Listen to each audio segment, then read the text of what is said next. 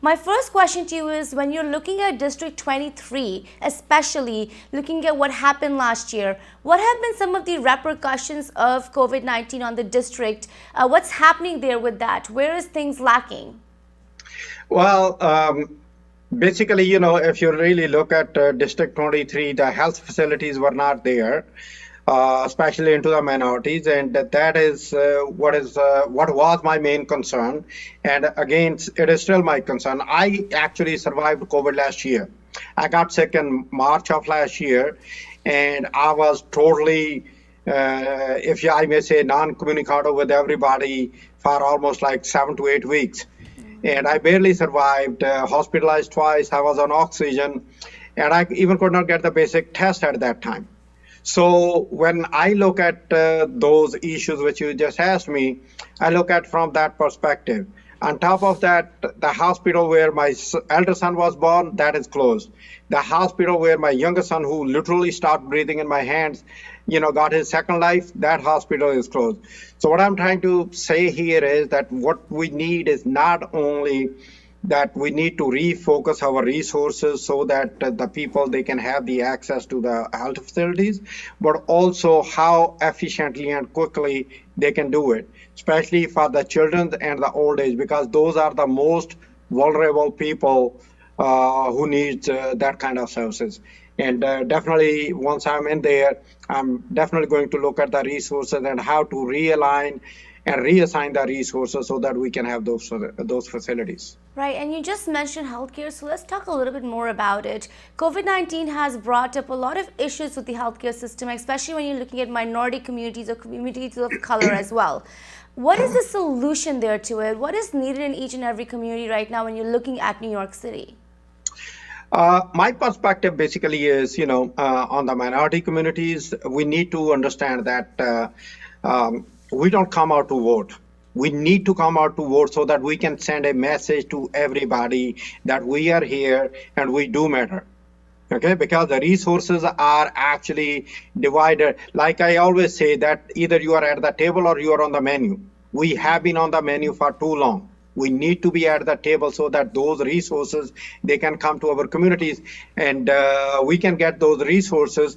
And also our community, also because of lack of education, we also need all the medical information, all the information related to in this case, the pandemic of COVID, translated into local languages, the access to language, whether it's Punjabi, Bengali, Urdu, Gujarati, these are the families. Even Malayalis. I was talking to one of the gentlemen who happened to be from Kerala, and I was just having discussion, and I said, you probably don't need anything translated into Malayalam because you guys are very fluent in English. He said, no. We have a substantial number of Malayalis who cannot read English. Yeah, they can speak English, but they cannot read English. So language access will be one of the main thing, because if you can't understand where to go and what to ask, how you are going to get the services? Right, and you just mentioned education, and education system in the country is currently in a lot of crisis.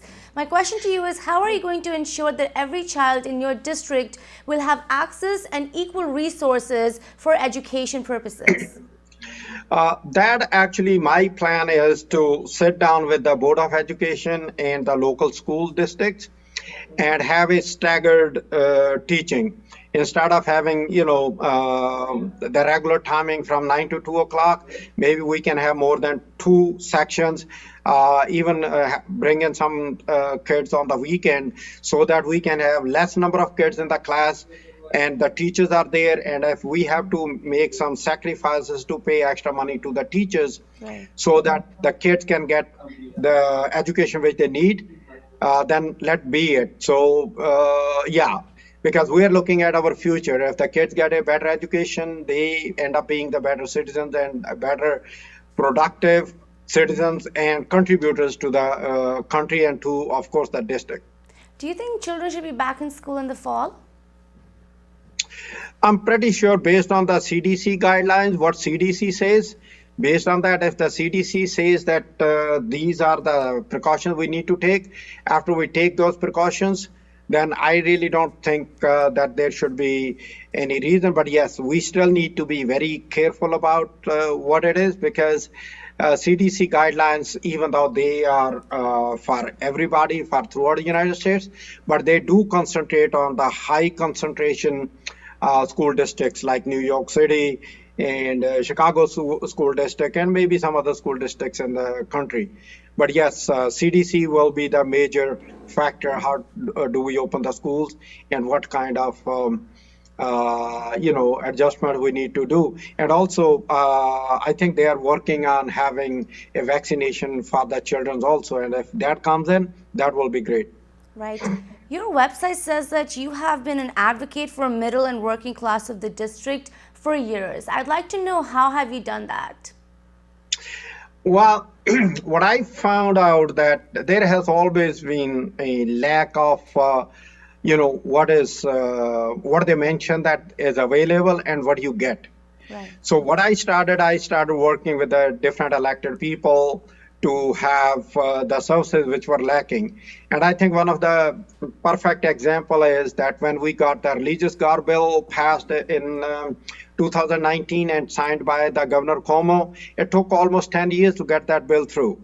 But I didn't give up. The reason was because NYPD and some other services, which are budgeted by New York State, Sikhs could not serve in there. The Muslims with hijab could not serve in there, and the Hasidic Jews could not serve in there. There were like kind of those services which were not available. So with the passage of that bill and signatures of the governor, those services are available. And not only that, that also makes another advantage, that you have your own communities, kids serving in those departments wherever you go. And if you, like I mentioned before, the language issue, if you have language issue, you can always look at the person and you can assume that, okay, he or she would understand what you want to convey, and it will make your life easy, and not only the person's life easy, but also for departments can be more productive that way. Right. Mr. Toor, you came into this country with a very less money, not knowing where you were going to live. How much of that immigrant experience influences your policy work? Well, that is actually a great question. When I came in '83, I landed on January 16, Air India flight 101. I still remember it. I went to Cleveland, and Cleveland, I won't get the job because they were like, you have to be clean shave and without the turban, we will give you the job. And I refused to compromise, so I came to New York.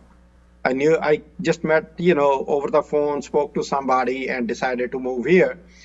And initially I ended up sleeping, renting the basement, sleeping on the newspaper till I got my first, not even the bed, just the, mattress to put it in the basement.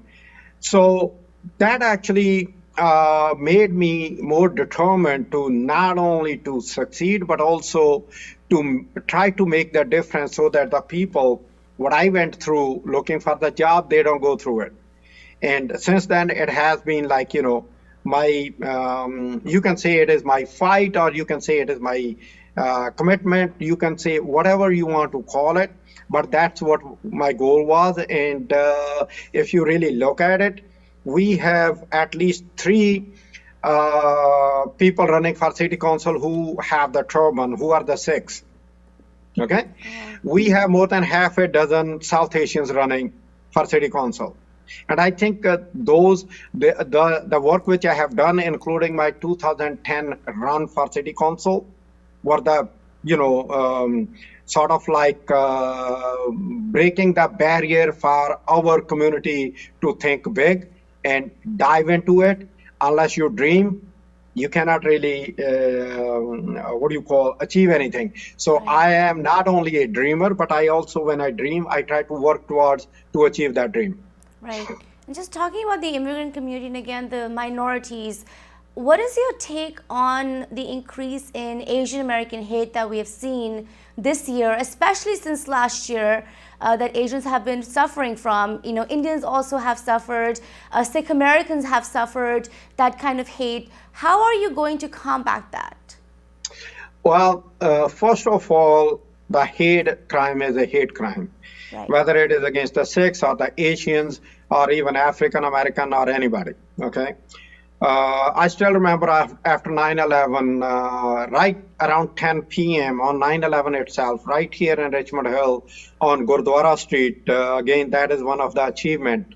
Punjab Avenue, 101 Avenue, and Gurdwara Street, 97 Avenue. A 62-year-old gentleman got beaten up with a baseball bat with the nails in it.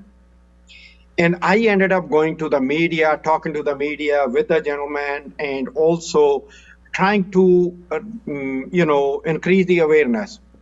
So, from my experience, what it is, it's a lack of, proper education, lack of misunderstanding, and yes, you do come across rhetoric from the people, but how you come across and go beyond those rhetoric. For that, it is only two-way. One is education. The other one is the commitment to serve the humanity or the commitment to serve your fellow citizens. Because once you start serving them, they understand that you are just like anybody else. And then not only that they will forget about hating you, they will not only love you, but they will respect you. Always remember, love itself is okay, but respect is more important because respect is something which gets earned by doing service to the humanity. Right. And I always have believed in that to serve is to be a human, and that's what I'm trying to do. Just following that, Mr. Toor, I'd like to ask you, do you support the Black Lives Matter movement? And following that, what is your take on defunding the police? Well, as far as Black Lives Movement is concerned, I personally believe that we would not have the rights which we have today had it not been Martin Luther King. Right. Okay, so any movement to improve the system is a good movement. But as far as the defunding the police is concerned, I'm totally against it. I'll give you the reasons for that. Look at the number of crimes which are increasing. For that, yes, we don't want to go back to New York City, which it was when there were like 2,300 murders a year to begin with. Number two, Albany passed a law last year. That is something which needs to be looked at because a person who commits crime, police arrest the person, he goes to the court, the judge lets him go because the law says that the person has to go. So that is something which we need to look at also. And also, most important, we should not forget, finally, we are getting our police officers in those ranks where they decide who should be going to what kind of crime scene. Even, for example, if it's a domestic violence, if it is happening in a Punjabi or a Bengali community, it's better to send a Punjabi or a Bengali police officer with any second officer than sending totally somebody who is not aware of the culture at all. So that will make a big difference. So for me to talk about defunding the police, it is something totally wrong portion for to cure the issues or the disease what we're talking about. Right, but would you hold police accountable for their acts? The police has always been accountable, but yes, that is something which we need to look deeper into it. Right. And I'm pretty sure that, like they say, one bad apple does not make the whole basket bad. Okay. But if we sit down with the police officers, the police union across the table and ask them, okay, this is the issue, how should we address? I'm pretty sure they are as much human as we are. They are out there to protect you and me. Okay, so when I say that, I'm pretty sure that there is always a middle ground, and that middle ground needs to be found. And I will work to find that middle ground. And I can assure you, the day I win the primary, I will be out there talking to these people, telling them that once I become the full-fledged city councilman, this is what I'm going to look at. So let us start looking at it right now so that instead of having last minute questions or decision making, start working on that. and we can always bring in the experts for that. Right. And this brings me to another very important issue, the issue of gun violence. Just this past weekend, we saw more than 9 mass shootings across the country. And there was one in New York City itself that the story is right now unfolding, where a 4-year-old was shot, very sad. What is your take on gun laws and what should be done to that? Because that's something that you will inherit if you were to become a councilman. Of course, of course. See, when I was growing up as a kid, I used to go hunting with my grandfather and my father. Okay. The question is, what kind of guns should be allowed? But even before that, if we work on the education system properly, where we can teach the kids who are growing up that the power actually flows through the pen, not through the barrel of the gun, it will make a difference. And we need to make these kids understand, or the people who think that if they have the gun, they have the power. Once we make them understand that pen is mightier than the gun, I'm pretty sure that will make a big dent in the gun violence. And yes, we don't need AR-16 to be given to the people, or high caliber pistols, because that also makes not only the criminals more bold, but also puts our police officers at risk. So we have to have the common sense gun law, which our President Joe Biden is talking about. And I hope that those people who are opposed to it, they will look at it. I still remember, one of the Republican congressmen, in an interview, he was asked about what he thinks about the gun laws, and he was like, I'm not here to talk about the guns. I mean, if you are representing the community and the community is facing all these murders, yes, it is part of your discussion. Let's not forget about the Sandy Hook or Wisconsin shooting, or, Cambria High School shooting. All these shootings, we cannot just put them under the rug and move on. No, we can't. Right. And that should not be happening in New York City at all. And I will do my best not to let it happen in New York City. Yeah. These guns are very dangerous if they're in wrong hands, or if they're with somebody who's mentally not able to actually have a gun. That's very, very important. Another question and that that's I have... that's where Joe Biden proposed that common sense law, that let's have a law where we can have something like that. Yeah, it's important. We got to do something about the situation. Now, let's talk about another big issue that's impacting District 23, but also the nation in general, the economic crisis. Small businesses are suffering a lot in New York City. I know your district is full of them. A lot of them are owned by Sikh Americans and other Indian Americans, as well as the South Asians. What are you going to do about it? How much relief is needed from the state and from the federal government? Well, the state and federal government is doing quite a lot, especially after Joe Biden getting elected. He has given more funding to the states and the cities to provide to small businesses. But there is one thing, which as a councilman, which I can deal with and I can take care of. And that is, Department of Building issues and traffic violations and stuff like that. Because, small businesses, they can run. If there is an issue, instead of issuing them putting up the fine, $500, $1,000, there should be a system where if the inspector walks in, he can take a look at it. If he finds something which is not right, he should give a violation to the business owner so that the business owner can get it done and get it cleared. How about if you get a broken pipe in your restaurant last night? You walk in the morning, there is a leak, and while you are still not fully settled, inspector walks in and he writes down the violation and gives you the fine. No. He should not be giving you the fine. He should be looking at it when it happened, give you enough time to fix that issue. And then if the issue is not fixed, then you can go ahead and implement, fine the business.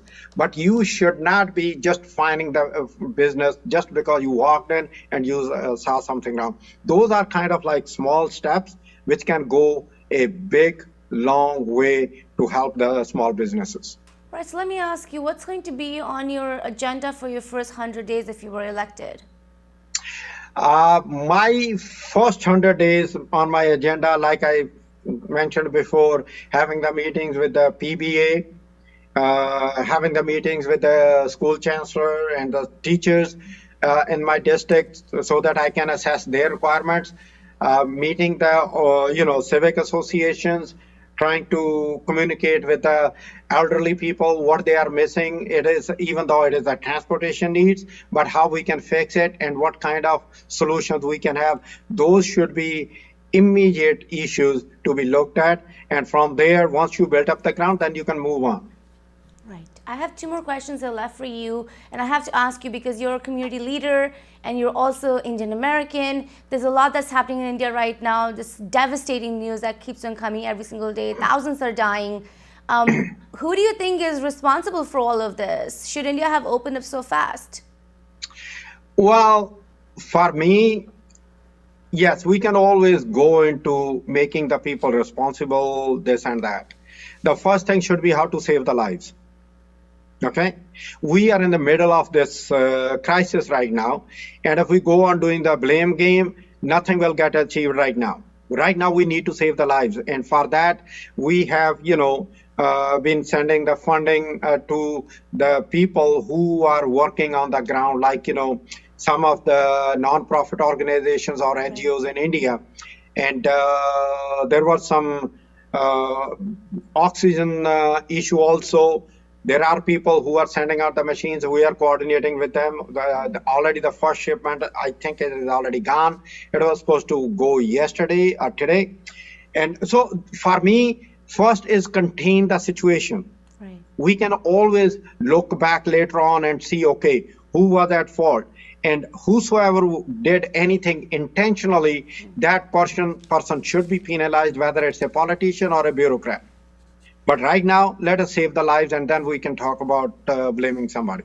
Do you think India should go into national lockdown again? Last lockdown was a horrible experience for the people, where they walked thousands and thousands of kilometers, hundreds of kilometers, some of them even close to 1,000 kilometers to reach to their houses. The government, what they should do, like over here, they set up a date. Okay, we are going to go down into lockdown in 2 weeks' time.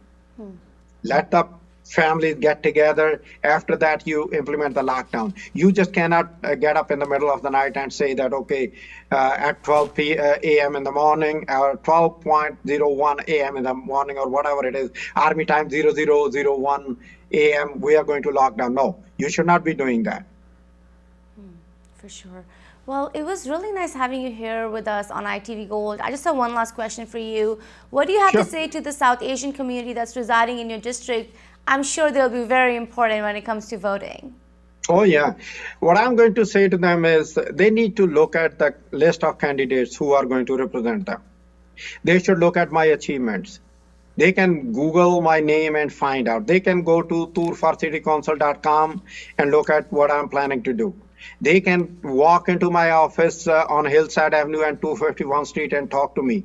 I'm going to be there every Thursday from 5 to 7 just to listen to and talk to the people who live in the neighborhood. They can come to my office. And also look at the results which I got so far, even without being elected. So just imagine if I get elected, what I can achieve. And like I said before, let's be at the table instead of being on the menu. And this is the time. And our community, our people, they can do it. And I'm not only, some people, they say, I'm ready to lead. No. I'm ready to serve. I have been serving the community, and I will serve even better once I get elected.